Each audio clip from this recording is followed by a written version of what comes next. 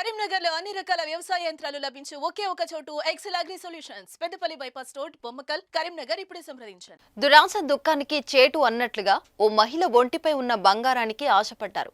Plan ప్రకారం ఆమెను నమ్మించారు. పీక కోసి ఆమె ఒంటిపై ఉన్న నగలు ఎత్తుకొని పారిపోయారు.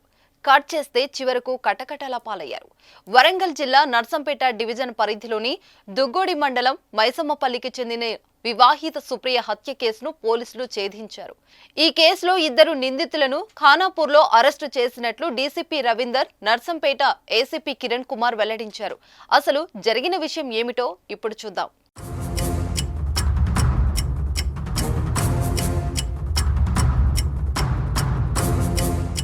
మైనంపల్లి గ్రామానికి చెందిన వెంగల సుప్రియ, రాజు కిరణ్ దంపతులు. వీరికి ఇద్దరు పిల్లలు. భర్త రాజు కిరణ్ హన్మకొండలో ప్రైవేట్ జాబ్ చేస్తూ కుటుంబాన్ని పోషించుకుంటున్నాడు.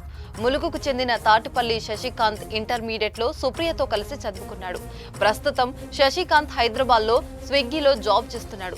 భర్తతో గొడవల కారణంగా హైదరాబాద్ లో ఒంటరిగా నివసిస్తున్న శిరీషతో శశికాంత్ సహజీవనం చేస్తున్నాడు.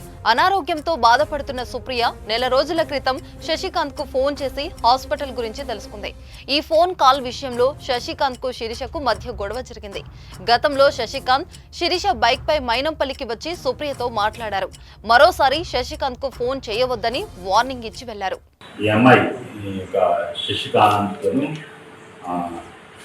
శిరీష అనే ఇద్దరు వైఫ్ అండ్ హస్బెండ్ కాదు, లివింగ్ రిలేషన్ వాళ్ళు చనిపోయినట్టు తెలిసింది. అయితే ఈ అమ్మాయి ఎవరైతే సుప్రియ చనిపోయిన అమ్మాయి ఎవరుతున్నారో ఆమె ఒక 1 month బ్యాక్ ఈ శశికాంత్కి ఫోన్ చేస్తుంది. కొంచెం హాస్పిటల్కి సంబంధించి ఫోన్ చేసినప్పుడు ఆమె అతనితో కనెక్ట్ అవుతుంది, మాట్లాడగలుగుతుంది. మాట్లాడినప్పుడు ఈ అబ్బాయి, ఈ శశికాంత్ అబ్బాయి ఈ లివింగ్ రిలేషన్ అమ్మాయికి ఎవరైతే సుప్రియ శిరీష ఉందో అమ్మాయికి చెప్పడం జరుగుతుంది. చెప్పినప్పుడు వాళ్ళ మధ్య కొంచెం గొడవ అయినప్పుడు సరే తీసుకొని నేను చూపిస్తాను అమ్మాయి అని చెప్పి అమ్మాయిని తీసుకొని ఈ మైసెక్కి తీసుకురావడం జరుగుతుంది. తీసుకురావడం తర్వాత కొంత అమ్మాయి ఎవరో జెల్సీ అనేది డెవలప్ అవుతుంది. జరుగుతుంది మళ్ళీ వీళ్ళు వెళ్ళిపోతారు.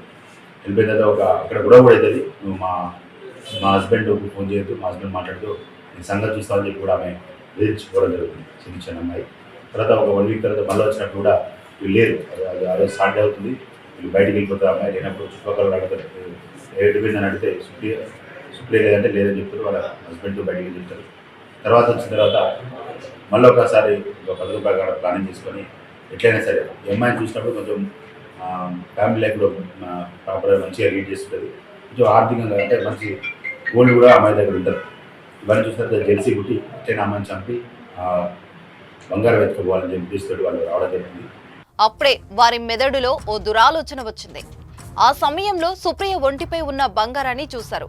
ప్రస్తుతం ఉన్న ఆర్థిక సమస్యల నుంచి గట్టెక్కేందుకు సుప్రియను చంపి బంగారు నగలను కాజేయాలని అనుకున్నారు. ఎలాగైనా నగలను దొంగతనం చేయాలని ప్లాన్ చేశారు. ఈ నెల 23వ తేదీన మధ్యాహ్నం 12 గంటలకు ఎవరు లేని సమయంలో హైదరాబాద్ నుండి మైనంపల్లి గ్రామానికి వచ్చి సుప్రియ ఇంటికి వెళ్లారు. టీ చేయడానికి సుప్రియ వంటగదిలోకి వెళ్లగా శశికాంత్, శిరీషలు వంటగదిలోకి వెళ్లి సుప్రియ గొంతు నులిమారు. ఆమె అరవడంతో మంచంపై పడుకోబెట్టి తీవ్రంగా కొట్టి హతమార్చారు.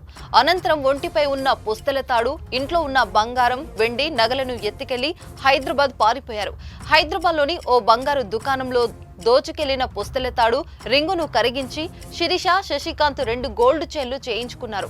అలాగే కమ్మలను కరిగించి శిరీష కొత్త కమ్మలను చేయించుకోగా మిగిలిన వాటిని అమ్ముకోవడానికి ఖానాపూర్ వచ్చారు. ఆ సమయంలో పోలీసులు వెహికల్ చెకింగ్ చేస్తుండగా వారిని చూసి పారిపోయే ప్రయత్నం చేయగా పోలీసులు వారిని పట్టుకుని విచారించగా నేరాన్ని ఒప్పుకున్నారు. నిందితులను అదుపులోకి తీసుకుని రిమాండ్ నిమిత్తం నర్సంపేట కోర్టులో హాజరుపరిచినట్లు పోలీసులు వెల్లడించారు. వీరి దగ్గర నుంచి కొంత బంగారం, బైక్, 2 ఫోన్లను స్వాధీనం చేసుకున్నట్లు డీసీపీ రవీందర్ తెలిపారు.